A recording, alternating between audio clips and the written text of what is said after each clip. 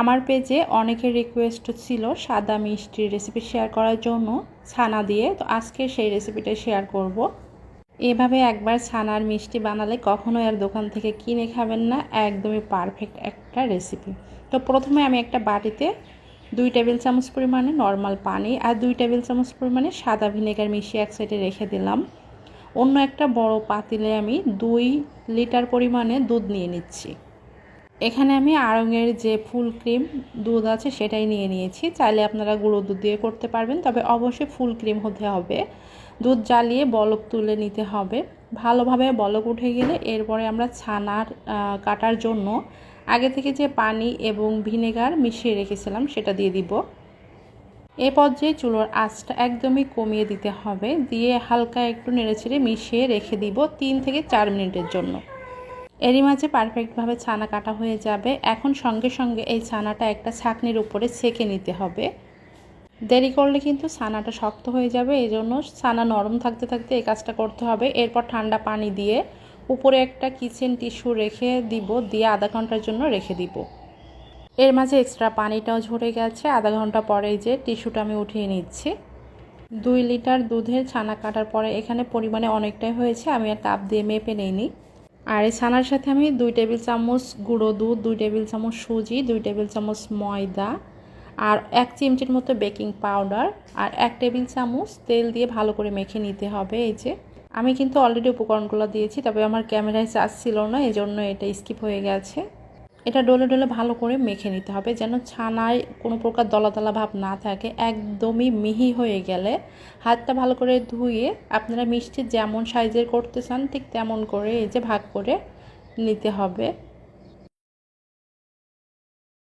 আর এই ছানার ভাগের ভিতরে যেন কোনো প্রকার বাতাস না থাকে সেদিকেও খেয়াল রাখতে হবে। সবগুলো ভাগ করে নেওয়ার পরে এখন হাতের সাহায্যে আলতো করে গোল গোল শেপ দিয়ে নিতে হবে। আমি এই মিষ্টির শেপগুলো বেশ বড় সাইজেরই দিয়েছি, সবগুলো এভাবে করে বানিয়ে নিচ্ছি। আর মিষ্টির গায়ে কোনো প্রকার ফাটল আর দাগ যেন না থাকে সেদিকে খেয়াল রাখতে হবে। সবগুলা মিষ্টি বানানো হয়ে গেছে এই যে, আর মিষ্টিগুলো দেখে বুঝতে পারছেন কেমন হয়েছে। এখন আমি মিষ্টির জন্য শিরা রেডি করব। এই জন্য এখানে 4 কাপ পরিমাণে পানি দিয়ে দিচ্ছি আর 2 কাপ পরিমাণে চিনি দিয়ে দিচ্ছি। সাদা মিষ্টির জন্য শিরাটা যতটুকু চিনি দিবেন তার ডাবল পানি, সাথে ফ্লেভারের জন্য এলাচ দিয়েছি 3টা। এখন ঢেকে দিয়ে এই পানিটা বলক উঠে গেলে এরপর মিষ্টি দিয়ে দিব, আর অবশ্যই চিনিটা গলে গেলে তারপর কিন্তু দিতে হবে। চুলার আঁচটা এই পর্যায়ে একদমই লোয়ে রাখতে হবে। এখন মিষ্টিগুলো দিয়ে দিচ্ছি। সবগুলা মিষ্টি দেওয়া হয়ে গেলে চুলার আঁচ হাই রেখে 5 মিনিটের জন্য জাল করে নিতে হবে। এর মাঝে মিষ্টির যে ঢাকনাটা সেটা কিন্তু খোলা যাবে না, 5 মিনিট হাই আছে জাল করতে হবে। এর মাঝে মিষ্টিগুলো ফুলে ডাবল হয়ে যাবে। সাদা মিষ্টি বানানোর জন্য এই শিরাটা ঘন করতে হবে জ্বালিয়ে, তো মিডিয়াম টু হাই আছে জ্বালিয়ে ঘন করে এরপরে পানিটা যখন একদমই কমে যাবে বা শিরাটা একদমই ঘন হয়ে যাবে তখন আমি এখানে ফুটন্ত গরম পানি দিয়ে দিচ্ছি 1/2 কাপ পরিমাণে।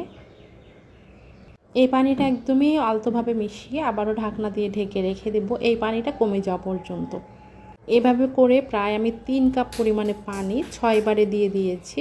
আর অবশ্যই চুলার আঁচটা মিডিয়াম টু হাই রাখতে হবে।